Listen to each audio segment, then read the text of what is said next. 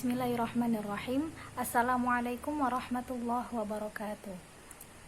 Di sini saya Farha Fakhirah dari kelas A Pendidikan Bahasa Arab akan menjelaskan artikel yang telah saya buat dengan judul Kebebasan Perempuan dalam Memilih Calon Suami, studi perbandingan antara madhab Syafi'i dan madhab Hanafi.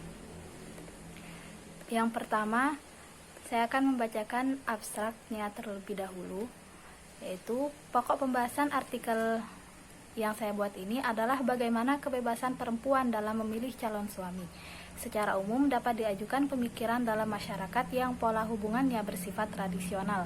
Perkawinan dipersepsikan sebagai suatu keharusan sosial yang merupakan bagian dari warisan tradisi sosial.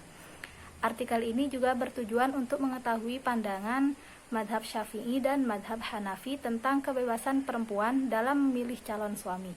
Pemilihan calon suami merupakan hak perempuan secara mutlak atau ada campur tangan dari orang tua. Kasus perjodohan dan praktek nikah paksa oleh orang tua terhadap anak perempuan masih dijumpai di dalam masyarakat Indonesia. Madhab Syafi'i dan madhab Hanafi berbeda pendapat tentang kebebasan perempuan memilih calon suami. Madhab Syafi'i berpendapat bahwa gadis yang belum dewasa, maka seorang bapak dalam hal ini menurut beliau boleh menikahkan si gadis walaupun tanpa izinnya. Untuk janda, menurut beliau harus ada persetujuan yang jelas dari bersangkutan. Sedangkan menurut madhab Syafi'i, persetujuan seorang perempuan baik janda maupun gadis harus ada dalam perkawinan, dan sebaliknya apabila mereka menolak akad nikah itu tidak boleh dilaksanakan. Kemudian saya akan membacakan pendahuluan, yaitu setiap orang berhak untuk membentuk keluarga dan melanjutkan keturunan melalui perkawinan yang sah. Hal itu berarti bahwa menjadi hak setiap orang untuk menikah dengan siapapun sesuai kehendaknya, dengan tujuan membentuk keluarga dan melanjutkan keturunan. Dalam Islam, perkawinan yang tegas dinyatakan tidak dianggap sebagai suatu hal yang bernilai ritual, melainkan sebagai perjanjian atau akad semata-mata yang unsur esensinya adalah ijab dan kabul, tanpa upacara keagamaan apapun. Namun begitu, orang yang melakukan akan diberikan pahala karena perbuatannya itu termasuk ibadah dan pemenuhan hajat sesuai dengan ajaran agama yang merupakan pendekatan diri atau takarrub kepada Allah Subhanahu wa taala. Kemudian, metodologi penelitian yang saya pakai yaitu menggunakan kepustakaan atau library research yang memiliki tujuan untuk mengetahui pandangan madhab Syafi'i dan madhab Hanafi tentang kebebasan perempuan dalam memilih calon suami. Pendekatan yang digunakan dalam artikel ini ialah normatif, dengan melihat perundang-undangan, pandangan ulama terutama madhab Syafi'i dan Hanafi. Sumber data yang diperoleh yaitu dari buku, jurnal, perundang-undangan, dan lain sebagainya yang relevan. Kemudian kajian pustaka. Ketika seorang anak tidak memenuhi perintah orang tua yang akan menikahkannya dengan orang yang tidak disukainya, maka hal itu bukanlah merupakan bentuk durhaka terhadap orang tua. Justru sebaliknya, tidak mematuhi orang tua dalam hal ini kemudian menasihatinya dengan baik agar orang tua tidak melakukan pemaksaan untuk menikahkan anak dengan orang yang tidak dicintainya merupakan salah satu bentuk berbakti pada orang tua. Sebaliknya, seorang anak yang mematuhi perintah orang tua yang akan menikahkannya dengan orang yang tidak ia cintai tidak bisa dikatakan sebagai bentuk berbakti kepada orang tua, karena kepatuhan anak tersebut bukan atas dasar cinta, kasih sayang, dan kemuliaan, melainkan karena lebih berdasar pada rasa takut kepada orang tua dan keterpaksaan. Kemudian, salah satu penghargaan Islam terhadap kaum perempuan ialah seorang suami yang sholih untuk dirinya. Islam mengangkat status kaum perempuan sederajat dengan pria dan memberikan hak-hak manusiawi yang sebelumnya tidak pernah diberikan kepadanya. Seorang perempuan mempunyai kepribadian yang mereka dalam menjalankan kewajiban agama dan sosialnya, serta mempunyai hak untuk memperoleh ganjaran atas apa yang telah ia kerjakan. Ia juga mempunyai hak yang sempurna dan total atas semua miliknya, termasuk hak untuk memperjualbelikan hartanya tanpa izin siapapun, termasuk walinya. Begitupun dalam perkawinan, ia berhak dan bebas memilih pasangan hidupnya. Perempuan juga diberikan kebebasan secara penuh dalam menentukan pasangan hidupnya, bahkan dilarang menikahkannya secara paksa. Maka sebuah pernikahan seorang gadis tidak akan dilaksanakan apabila belum mendapatkan izin dan persetujuan darinya. Perempuan dan laki-laki juga mempunyai kedudukan yang sama di depan hukum. Bahkan Islam memberikan hak yang sama kepada perempuan dalam mengakhiri kehidupan berumah tangga. Dengan demikian, dapat dikatakan bahwa Islam merupakan agama yang sangat menghormati dan menghargai perempuan dan laki-laki di hadapan Allah secara mutlak. Islam juga tidak pernah mengajarkan sikap pemaksaan dan diskriminatif terhadap sesama manusia. Bahkan Islam sangat mempertimbangkan nilai-nilai persamaan, kesejahteraan, dan kebebasan dalam menyelesaikan problem-problem keagamaan. Setiap individu bebas melakukan perbuatan hukum dengan penuh rasa tanggung jawab, karena kebebasan individu yang satu dibatasi oleh kebebasan individu yang lainnya. Bahkan dalam berkeyakinan sekalipun tidak ada suatu paksaan. Kemudian pembahasan pada artikel ini yang pertama yaitu pengertian perempuan. Perempuan dalam beberapa kamus bahasa Arab dalam Al-Mu'jam Al-Wasit disebutkan anusatan anasatan berarti lemah gemulai. Anasat al-hamil berarti perempuan melahirkan. Anasafil amr berarti lembek dan tidak tegas. Hadis anith berarti besi lunak. Syaifu anith berarti pedang pipih.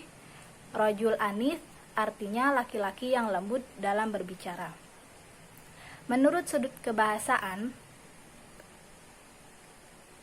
perempuan memiliki perbedaan dasar dengan laki-laki sehingga keduanya tidak bisa disamakan. Karena itu, seorang laki-laki yang berperilaku kewanitaan bisa dikatakan sebagai perampasan hak orang lain, sebab laki-laki harus memiliki perangai tersendiri seperti halnya perempuan. Laki-laki tidak sama dengan perempuan. Inilah salah satu tema besar yang diangkat oleh Al-Quran, baik kaitannya dengan kehidupannya di dunia maupun di akhirat. Penciptaan perempuan begitu unik dan berbeda dari penciptaan laki-laki, baik dari segi fisik maupun karakter kebenaran. Ini tentu tidak bisa dipungkiri, terutama bagi mereka yang mau membuka mata dan hati nurani. Mereka yang tidak mau membuka mata dan hati nurani selalu berupaya memutarbalikkan fakta kebenaran sesuai dengan keinginan dan hawa nafsu mereka, di mana perempuan dipandang hanya sekedar budak dan tawanan yang bisa diperlakukan semena-mena. Atas dasar perbedaan penciptaan tersebut, sejumlah ketentuan-ketentuan digariskan Sang Pencipta dengan dua orientasi yang berbeda. Pertama, persamaan laki-laki dan perempuan dalam hak untuk melakukan suatu perbuatan dan menanggung resikonya, hak kebebasan berpikir dan berkeyakinan. Kedua, adanya perbedaan antara keduanya yang tidak bisa dinafikan karena kecenderungan fisik dan karakter yang saling berlainan. Kemudian pembahasan yang kedua yaitu hak-hak dasar perempuan dalam Islam. Di sini pembahasannya ada 6 poin. Yang pertama yaitu persamaan hak antara laki-laki dan perempuan. Secara umum tidak ada perbedaan antara laki-laki dan perempuan secara keras, tetapi perbedaan keduanya dijadikan ukuran untuk meninggikan dan merendahkan derajat mereka hanya dan nilai pengabdian dan ketakwaan kepada Allah. Bagi Islam, perempuan yang baik ialah perempuan yang menjalankan kehidupan seoptimal mungkin menurut Al-Quran dan hadis, mampu menjalankan fungsi, hak, dan kewajiban baik sebagai hamba Allah. Demikian dalam Al-Quran menolak pandangan-pandangan yang membedakan laki-laki dan perempuan dengan menegaskan bahwa keduanya berasal dari jenis yang sama dan bahwa dari keduanya secara sama-sama Tuhan mengembangbiakkan keturunannya yang baik laki-laki maupun perempuan. Kemudian yang kedua, hak perempuan dalam pendidikan. Perempuan dalam status sebagai anak berhak mendapatkan nafkah pendidikan dan pengasuhan sampai mereka menikah. Kewajiban ini tidak hanya diperintahkan kepada laki-laki saja, tetapi juga kepada perempuan. Pentingnya menuntut ilmu bagi semua orang, yang tidak hanya kaum pria saja, tetapi juga perempuan. Islam tidak mendiskriminasi perempuan dalam menuntut ilmu, seperti banyak tudingan yang dilontarkan golongan tertentu. Kemudian yang ketiga, yaitu hak perempuan mendapatkan mahar dan nafkah. Dalam perkawinan, perempuan yang ditempatkan pada kedudukan yang terhormat. Dia diperlakukan sebagai manusia yang mempunyai hak-hak yang sempurna. Dia harus dilamar secara layak dari wali atau keluarganya. Tanpa persetujuan anak gadis tersebut, sang ayah dilarang mengawinkan dengan paksa. Dia dan laki-laki peminangnya dapat sang ayah larang. Tanpa persetujuan anak gadis tersebut, sang ayah dilarang mengawinkan dengan paksa. Dia dan laki-laki peminangnya dapat saling melihat, sehingga masing-masing dapat saling mengenal. Dimintai pendapat atau persetujuannya dan persetujuan atas lamaran yang ditunjukkan kepadanya. Atas persetujuannya dan persetujuan wali atau keluarganya, serta pria pelamar, dilaksanakan akad nikah dengan memberikan mahar kepada wanita oleh pihak laki-laki. Pemberian nafkah itu wajib dalam keadaan apapun dan tidak bisa dihindari. Istri tidak wajib menafkahi dirinya sendiri dan mengambil dari hartanya bila dia kaya, kecuali dia melakukan dengan senang hati. Islam membebankan nafkah ini kepada laki-laki karena dia menjadi pemimpin rumah tangga dan segala hal yang ada di dalamnya. Dia bertanggung jawab memenuhi segala kebutuhan rumah tangganya seperti makan, pakaian, tempat tinggal, kesehatan, dan lain-lainnya sesuai dengan kemampuannya. Kemudian yang keempat, yaitu hak perempuan untuk minta cerai. Syariat Islam juga tidak meremehkan sisi kepentingan perempuan dan haknya untuk menentukan perceraian. Meskipun hak cerai ada di tangan suami, namun Islam juga memberikan hak kepada perempuan untuk menentukan perceraian jika terpenuhi syarat-syarat yang sudah ditentukan perceraian. Biasanya sang istri melepaskan sebagian haknya kepada suami atau memberikan sejumlah harta benda yang telah disepakati oleh keduanya untuk mengakhiri hidup berdampingan bersama suaminya, dan jika tetap bertahan dikhawatirkan akan melanggar ketentuan-ketentuan yang ditetapkan agama. Hal ini bisa dilakukan bila suami tidak memberikan nafkah, ada baik pada suaminya, diperlakukan dengan kasar dan buruk. Ada aib pada suaminya, diperlakukan dengan kasar dan buruk, menyiksanya ataupun ditinggal pergi dalam waktu yang cukup lama, atau alasan-alasan lain yang dapat dibenarkan. Kemudian yang kelima, yaitu hak perempuan dalam bidang kewarisan. Di bidang kewarisan, perempuan dalam kedudukannya dengan laki-laki sama-sama berhak mendapatkan warisan. Bagian laki-laki 2 kali saudara 2 kali bagian perempuan. Suami menerima 2 kali bagian istri. Anak yang di dalam kandungannya berhak mendapatkan warisan. Laki-laki mendapatkan 2 bagian bila dibandingkan dengan perempuan.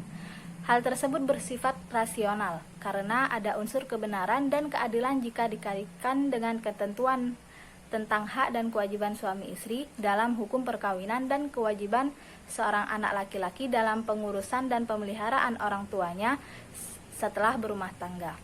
Kemudian yang keenam, yaitu hak perempuan untuk memiliki harta.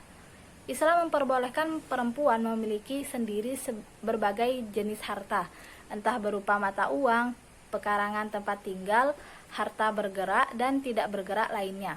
Islam memperbolehkan memiliki semua itu dan tidak mandiri, dan dia mandiri pemiliknya terlepas dari campur tangan suami dan orang lain.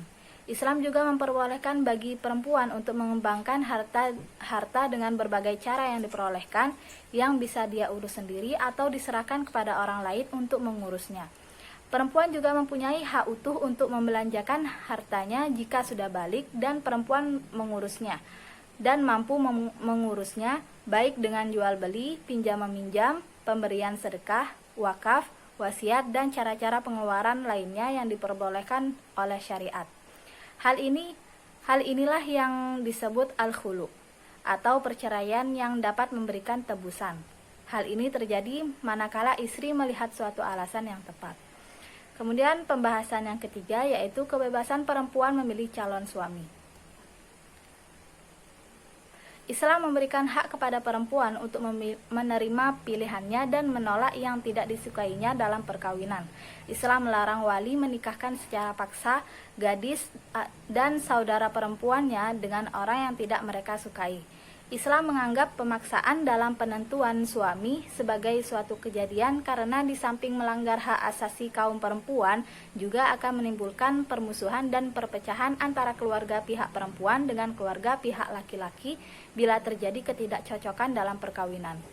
Perempuan bebas menerima atau menolak pinangan seorang atau pilihan orang tuanya jika pria yang disalurkan itu tidak cocok dengan harkat dan martabat wanita tersebut, terutama dalam bidang agama. Pemberian hak kepada wanita tersebut tidak berarti orang tua atau wali tak punya hak sama sekali dalam urusan perkawinan putra-putrinya.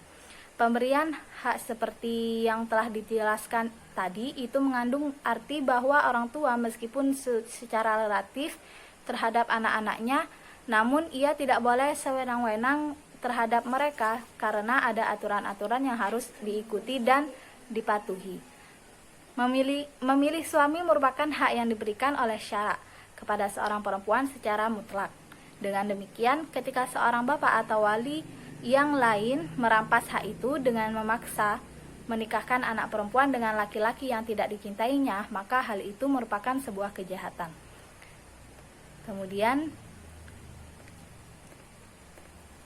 pandangan mazhab Syafi'i dan mazhab Hanafi tentang kebebasan perempuan memilih calon suami.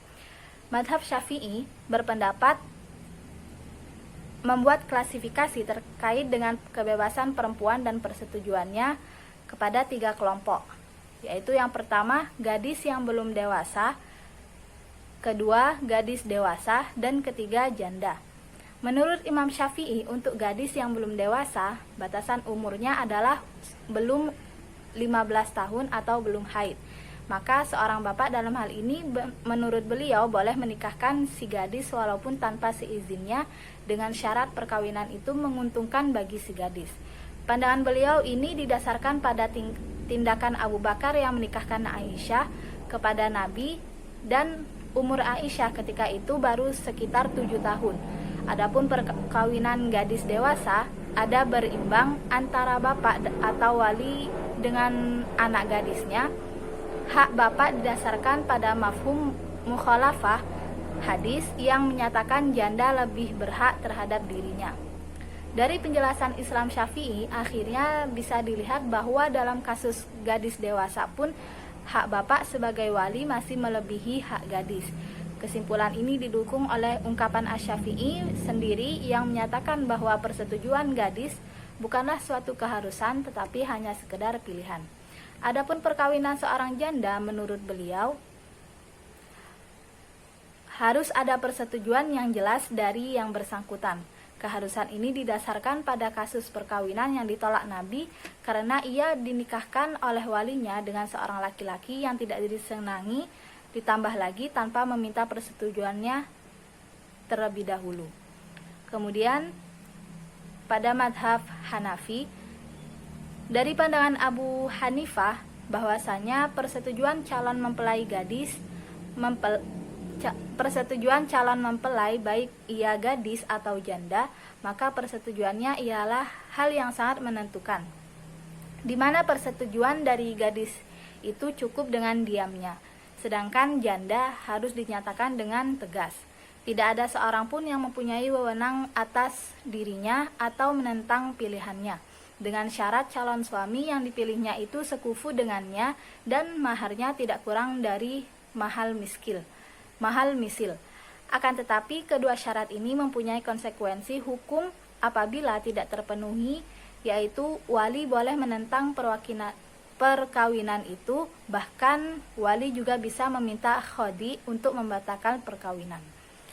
Yang terakhir, saya akan menjelaskan kesimpulan dari paparan artikel tadi, yaitu perempuan bebas untuk memilih atau menerima pilihannya dan menolak yang tidak disukainya dalam perkawinan. Islam melarang wali menikahkan secara paksa gadis dan saudara perempuannya dengan orang yang tidak mereka sukai. Islam menganggap pemaksaan dalam penentuan suami sebagai suatu kejadian karena di samping melanggar hak asasi kaum perempuan juga akan menimbulkan permusuhan dan perpecahan antara keluarga pihak perempuan dengan keluarga pihak laki-laki bila terjadi ketidakcocokan dalam perkawinan.